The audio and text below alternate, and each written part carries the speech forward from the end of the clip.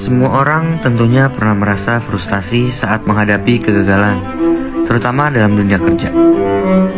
Namun, bagaimana jika rasa frustasi itu mendorong seseorang untuk mengambil keputusan yang salah?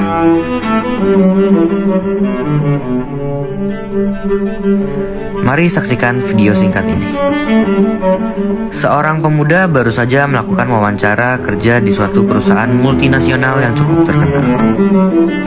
Sayangnya, pemuda tersebut ditolak karena kurangnya pengalaman kerja dan prestasi yang ia miliki. Ia pun merasa kesal dan segera pergi ke kafe dekat perusahaan untuk menenangkan diri.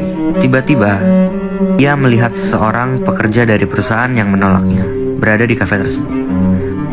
Karena merasa kesal, pemuda tersebut pun menyebarkan rumor korupsi terhadap salah satu seorang pekerja dari perusahaan yang telah menolaknya tersebut.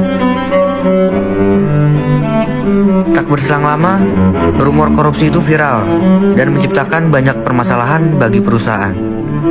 Para investor dan pembisnis pun beramai-ramai membatalkan kerjasama dan menarik investasi dari perusahaan tersebut karena kehilangan rasa kepercayaan terhadap kinerja perusahaan. Pekerja yang difitnah pun mendapatkan banyak tekanan dari atasannya akibat rumor itu. Kenapa saya kemarin kamu sini? Jawab saya. Biasa kan? Lihat perusahaan kita dijelek-jelekin. Kamu kan yang bikin. Kamu tahu, kamu selesaiin ini juga sekarang. Dan kamu pergi dari sini. Cepat. Pemuda yang menyebarkan rumor tersebut mendapatkan banyak panggilan dari jurnalis untuk melakukan klarifikasi. Ia menceritakan hal tersebut pada temannya dan disarankan untuk segera menemui jurnalis tersebut.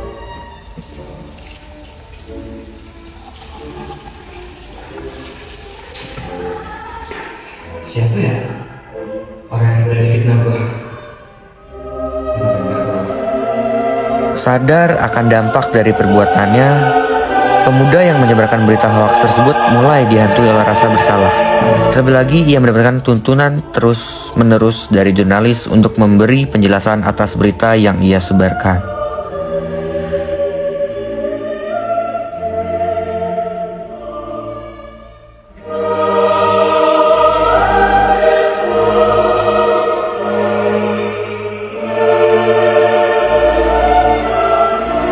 Dengan berbagai panggilan yang didapatkan dan berbagai pesan yang dilontarkan, pemuda itu akhirnya merasa terdorong untuk bertanggung jawab atas memberikan penjelasan atas berita yang telah ia sebarkan.